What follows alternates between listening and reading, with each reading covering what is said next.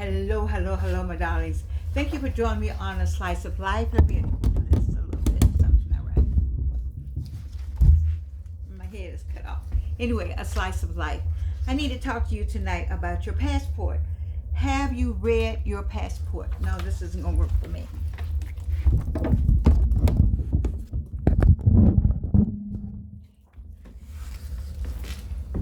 Okay. Have you read your passport? Your passport. Thank you, TikTok. Thank you, TikTok creators, for bringing this to our attention. Tonight, I asked that question: have you actually read your United States passport? Not the page with your photograph. Not the first page with your photograph. I won't show that because it can capture too much information. And not the page with your name. The pages in between. I had not. I have had a passport, I know, a good 30, 40 years. I just get the passport, keep going, make sure the first page is correct, make sure all my information on there is correct, because the rest of the pages are empty, and that's why I've had people stamp, but I never just read what was on there. I just like whatever was on there, little blue paper, stamp me in this country and stamp me out, stamp me back home, you see. And so then a woman on TikTok challenged Black Americans to do something simple. She said, turn to page 27. So I said, page 27? I didn't even know it was 27 pages in the passport. I'm like, there's nothing back here. It's nothing. What is it? I need to see on page 27. And I did. And I was stunned. 1858, this woman got her doctorate, her doctorate degree in 1858. I was stunned here in a government document that millions of Americans carry around the world was a quotation by a Black woman born into slavery.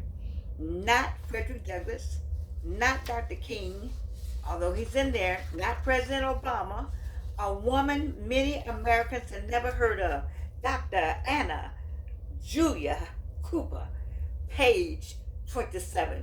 Hello, somebody. 1858, received a doctorate degree. Come on, somebody. Her words fill those pages in small blueprint. The cause of freedom is not the cause of a race or a sect, a party or a class. It is the cause of humankind, the very birthright of humanity. Think about that. A woman born into slavery whose life began in bondage. Think about that. Think about this passport, whose opportunities were almost non-existent, whose determination carried her to become one of America's greatest educators and intellectuals, is reminding us every time we travel that freedom belongs to all humanity, not just one race, one party, or one class, or one group. The irony is almost overwhelming. I mean, I could hardly wait to give you this discussion. I wanted to do it yesterday, but I want to do it on Friday. Today we live in a season when words like freedom, patriotism, and democracy are often claimed by one side or another. We argue, we accuse, we erase, we remove names from buildings. And by the way, I didn't bring the paper here. John F. Kennedy is also in here. We debate whose history should be remembered. Yet quietly inside our American passport, our own government chose to preserve, let me say it again, our own government chose to preserve the words of a formerly enslaved Black woman as one of the voices that represent this nation to the world.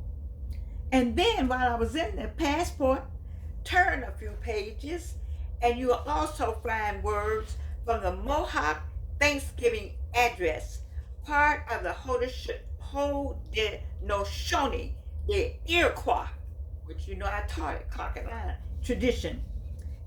It said, we send thanks to all the animal life in the world. They have many things to teach us as people. We are glad they are still here, and we hope it will always be so. Oh, my. Can you just feel that? Can you feel that? Because the Iroquois took us back to the people. Not only are people important, but the animals are important. The wind is important. The rain is important. The sand is important. All of nature is important, which of course we have forgotten. These words come from one of the first peoples of the land, a people whose history also includes displacement, loss of land, and broken promises. Yet their voices too is carried inside of the passport of the United States of America. Come on. Ooh, this is rich. Elsewhere, you'll encounter the words of President John F. Kennedy, as in erase his name and put other names, that Kennedy, calling Americans to defend liberty with courage and resolve. And let's keep going now. You're going to find a page in here where there's a quote from Dr. Martin Luther King Jr. All of you who've been carrying these passports, do you know what you're carrying? Do you know what it means to have one? Do you know how powerful it is? Also, there are words from George Washington, the Declaration of Independence. Together they form a conversation about what America says it wants to be. The passport is more American than the American that we know today.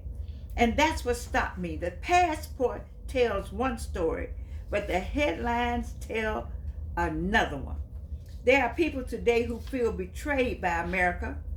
There are families still grieving loved ones lost in acts of political violence.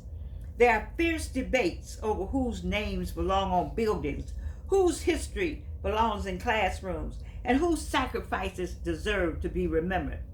Sometimes it feels as though we're pulling apart the very fabric these passport pages are trying to weave together.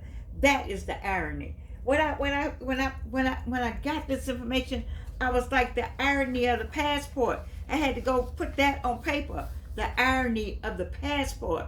A small blue book we carry across borders quietly reminds us of an America that is larger than politics. You see the blue book part of it. You can't see, I'll show you the back. Because I have it encased in this United States passport cover. An America willing to quote a woman born into slavery. That's the America I know. An America willing to include the wisdom of the native people. That's an America I want to know. An America that speaks of freedom as the birthright of all humanity, which is why we have this passport. Whether we are living up to those ideas is a question each generation must answer for itself. But because the passport is asking us something deeper, not simply where are you traveling, but who are you becoming? Tonight I want to thank that woman on TikTok who encouraged Black Americans to read page 27. Get your passport and read page 27. Think how many times you've been in and out the country. I've been in and out the country for years. And if they have a stamp, because I made it to page 27, I've been so many places, I went with the stamp to get me in that country and the stamp to get me out that country. That's all those back pages were for me. All I needed was the front of the passport. I never concerned myself with what was in between, except I needed those pages free and clear so I could move around the world. Tonight, I want to thank that woman. I tried to look her up. I thought I had her name, but I looked at there is more than one person who talks about page 27 in the United States passport. Because she reminded me that history is sometimes hidden in plain sight. History is hidden in plain sight. Sometimes the greatest lessons aren't in a textbook. Right in my purse, right in my hand, right in your drawer, right in, locked up somewhere. Get it out, page 27. They're waiting quietly inside something we've been carrying for years. History was right here. It's not in a textbook. Sometimes it's right in your face, in plain view. So tonight, before you put your passport away, read it. Read every page and feel. You have a different feel about it. The woman who I saw on TikTok says you'll never look at your passport again the same way. That's how she started. You will never remember your passport the same way. You'll never look at it the same way, whomever that woman is. That's what she said. And it made me think about it. It was like 2 or 3 o'clock in the morning. I said, let me get my passport. Oh my God. I said, Anna Drew, what? What? Baby, the passport means more to me than it ever meant before. Read it. Read every page. Not because you're planning a trip, but because it may remind you of the kind of nation we are still challenged to become. And we challenge every day to become that nation. Every day. Every day. It's a journey from our ideals to our actions. It's a journey from our ideas to our actions. And here's my PS. Here's my PS. Here's my PS. Be sure to take a picture of the last page in your passport. How about that, Georgianne? What's on the last page, the back cover? Baby, it's a barcode there. That's a new thing. And if you take a picture of the barcode and have it somewhere, if somebody steals your passport, you lose your passport, you're somewhere in another country trying to remember what had happened was, what the number was, baby, just pull out the barcode, because the barcode has everything in it. Come on, TikTok. Man, you learn something up on that. I used to laugh at TikTok. I don't laugh anymore. I'm laughing my way. Some people are laughing their way all the way to the bank. I just want to tell you that it is nothing like reading your passport, page 27. I love you. And my birthday is weekend. It's this weekend. I will be 84 years young. And I say that because I went to get my tag today. Woo, this leopard, I can hardly get out of there. I didn't have enough slots on my dance card. I love you. You know that. And you can't do anything about it.